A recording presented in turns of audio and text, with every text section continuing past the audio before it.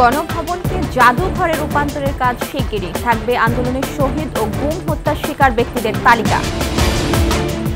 কাজে যোগ দিয়েছেন শ্রমিকরা, পোশাক কারখানাগুলোতে ফিরেছে কর্মচাঞ্চল্য। এস আলমের দাপট দেখিয়ে প্রভাবশালী ব্যবসায়ীর হাজার কোটি টাকার ঋণ, মানি লন্ডারিং আইনে মামলা।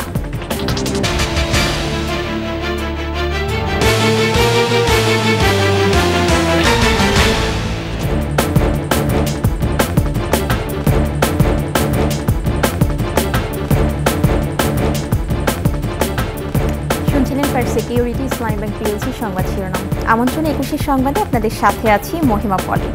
দর্শক, 21 টেলিভিশনের সংবাদ একই সাথে সরাসরি দেখতে পাবেন আমাদের ফেসবুক পেজ www.facebook.com/21 অনলাইনে। এছাড়া সাবস্ক্রাইব করতে পারেন www.youtube.com/21 চ্যানেলে। গণভবনকে জাদুঘরে রূপান্তর করতে কমিটি গঠন করা হবে বলে জানিয়েছেন তথ্য সম্প্রচার উপদেষ্টা মোহাম্মদ নাহিদ ইসলাম। দুপুরে গণভবন পরিদর্শন শেষে তিনি বলেন, আগামী সপ্তাহেই কাজ করবে কমিটি। এরই মধ্যে গণপূর্ত মন্ত্রণালয়ের সাথে কথা হয়েছে বলেও জানান তিনি। উপদেষ্টা বলেন, দ্রুত কাজ শেষ করে এটি জনগণের জন্য উন্মুক্ত করে দেয়া হবে।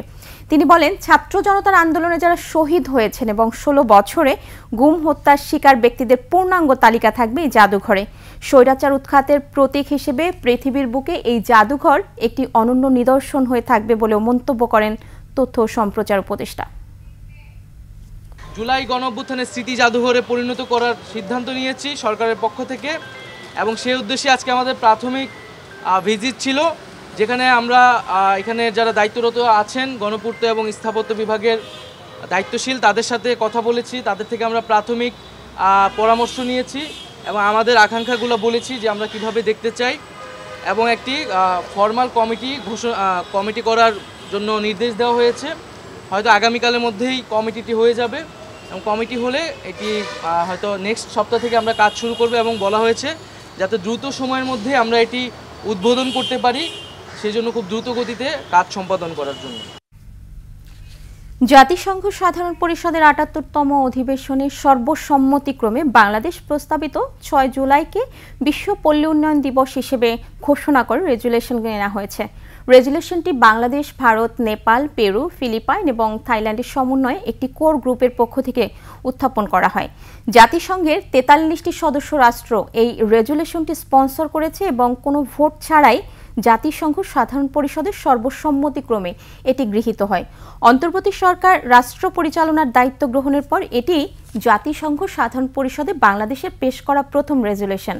নিউ ইয়র্কের জাতিসংঘে বাংলাদেশ স্থায়ী মিশন ও পররাষ্ট্র মন্ত্রণালয় জাতিসংঘের সদস্য রাষ্ট্রগুলোর সাথে আলোচনা করে এই রেজুলেশনের খসড়া চূড়ান্ত করে।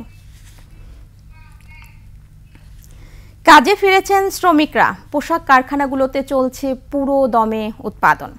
সকাল থেকে কারখানায় গিয়ে কাজে যোগ দিয়েছেন শ্রমিকরা। নিরাপত্তার জোরদারে মোতায়েন করা হয়েছে পুলিশ। গত সপ্তাহে শ্রমিক অসন্তোষ, বিক্ষোভ, সড়ক অবরোধ, কারখানা ভাঙচুরের ঘটনায় গাজীপুর ও সাভার সহ বেশ কিছু কারখানায় ছুটি ঘোষণা করে কর্তৃপক্ষ। পরে বৃহস্পতিবার থেকে বিজিএমইএর সিদ্ধান্ত অনুযায়ী ও সরকারের পক্ষ থেকে প্রয়োজনীয় নিরাপত্তার আশ্বাসে সব কারখানা খুলে দেওয়া হয়।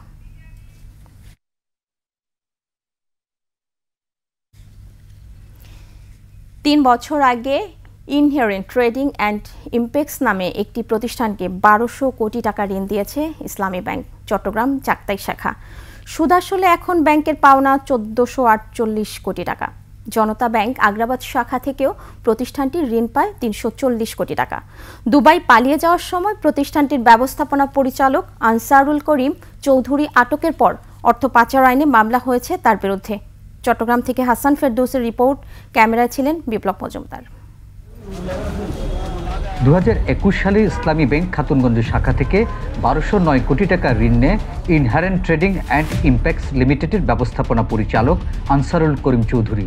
ব্যাংকে জামানত হিসাবে যে জমি দেওয়া হয় তার বাজার মূল্য মাত্র ৫৯২ কোটি টাকা।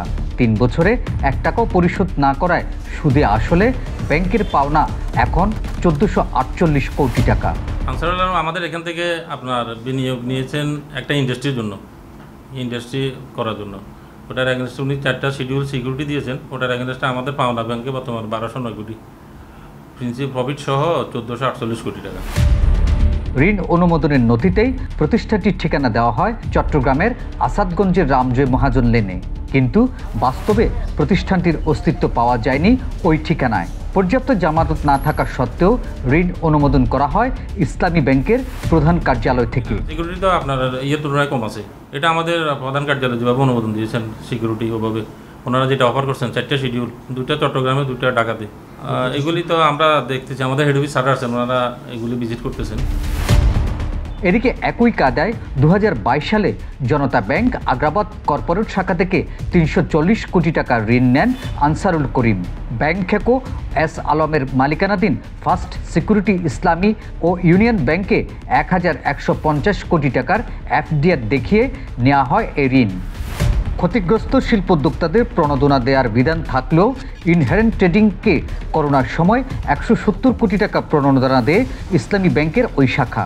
আনসারুল করিম চৌধুরীর এই দাপটের কারণ হলো তিনি এস আলম গ্রুপের চেয়ারম্যান সাইফুল আলম মাসুদের ফুফাতো ভাই। ঋণ অনুমোদনের সময় ইসলামী ব্যাংক ছিল এস আলম গ্রুপের নিয়ন্ত্রণে। ব্যাংকের ঋণ পরিশোধ না করে গেল সোমবার দুবাই পালিয়ে যাওয়ার সময় চট্টগ্রাম শাহ আমানত আন্তর্জাতিক বিমানবন্দরে আইনশৃঙ্খলা বাহিনীর হাতে আটক হন আনসারুল করিম। তার বিরুদ্ধে মানি লন্ডারিং আইনে মামলা হয়েছে। হাসান ফেরদৌস, 21 টেলিভিশন, চট্টগ্রাম। ভারত বাংলাদেশের গণতন্ত্রের পক্ষে নয়, বরং শেখ হাসিনার জমিদারি ফেরত দিতে কাজ করছে বলে মন্তব্য করেছেন বিএনপির সিনিয়র যুগ্ম মহাসচিব Ruhul Kabir Rizvi. Nurses association of বাংলাদেশের 21তম প্রতিষ্ঠা বার্ষিকী উপলক্ষে বিএনপির প্রতিষ্ঠাতা সাবেক রাষ্ট্রপতি জিয়াউর রহমানের সমাধিতে শ্রদ্ধা জানানো শেষে রিজভী বলেন, ভারতের সাথে বাংলাদেশের অনেকগুলো অমীমাংসিত বিষয় থাকলেও বর্তমান পরিস্থিতি নিয়ে দেশটির প্রতিরক্ষা মন্ত্রীর বক্তব্য উদ্বেগজনক। পিলখানা হত্যাকাণ্ডের প্যান্ডোরার বাক্স খুলতে শুরু করেছে দাবি করে রিজভী জানান, পুনঃ তদন্ত হলে প্রকৃত সত্য বেরিয়ে আসবে।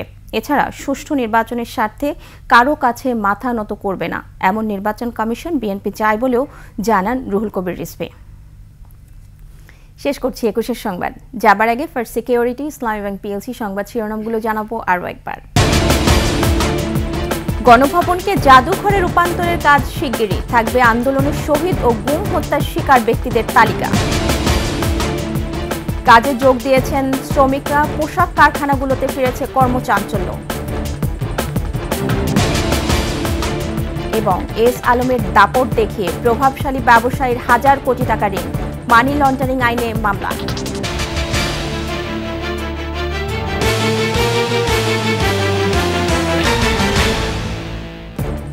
সর্বশেষ খবর জানতে ডায়াল করুন 2021 নম্বরে, আর ভিজিট করুন 21htv.com এই ওয়েবসাইটে। এছাড়া ফেসবুকে ভিজিট করতে পারেন facebook.com/2124online।